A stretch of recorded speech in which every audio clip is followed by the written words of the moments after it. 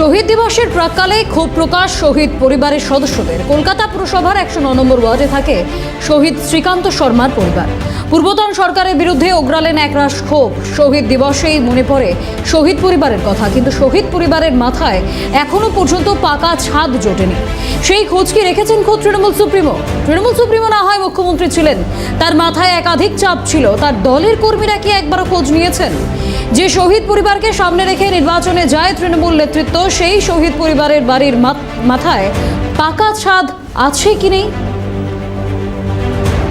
ঠিক আছে, তো সেটাই বাবার শেষ যাওয়া ছিল। বেলা গড়িয়ে যায়, মার মুখে যেটা শোনা, মা বলে চিন্তা করছে। আসবেলায় বাড়িতে কিছু পার্টির লোকজন তারা এসেছিলেন বাড়িতে, এসে বললো মাকে যে আপনাকে আমাদের সাথে একটু যেতে হবে। মানে বাবার দেহটাকে শনাক্ত করার জন্যই নিয়ে গেছিলো। তো মা ঢুকে বাবার পা দেখেই চিনতে পেরেছিল মা সেন্সলেস হয়ে গেছে। বহুবার চেষ্টা করেছি যে আমার ইভেন দোলাদিকেও আমি কোভিডের সময় যখন এসেছিলো, ওনার হাতে না ধরতে পায়ে ধরতে বাকি ছিল যে আমাকে একটু আমার কাজের ধরনটা আমাকে পাল্টে দিন, আমাকে ট্রান্সফার করতে হবে না, যাতে আমি কাজটা সুস্থ মনে করতে পারি। কাজ করাটা মানসিকতা দরকার, সেটা করতে পারিনি, এখনও পারছি না। এটা ওরা চাইলেই করতে পারতেন, কিন্তু করেনি। পরিবার শুধুমাত্র কি একটা দিনই? ওই একটা দিনই, হ্যাঁ একটা দিনই।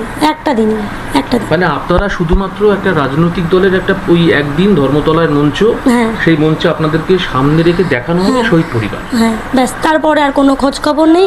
বললাম না, তাহলে আমার যে সমস্যাগুলো নিয়ে গেছিলাম ওটা চাইলেই করতে পারতেন। খবরটা কেউ নিত আপনার বাড়িতে এসে? না কেউ কখনো খোঁজ নেয়নি? না না, কেউ কোনোদিনই খোঁজ নেয়নি।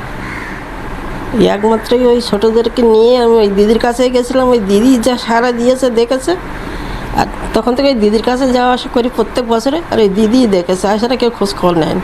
কিন্তু ওদের খাওয়ার জন্য আমি খুবই কষ্ট করেছি, সেটা আমি কী করে বলে প্রকাশ করতে পারবো না। যেভাবে হোক, যেরকমভাবে হোক ওদেরকে কষ্ট করে না খাওয়াই রাখিনি।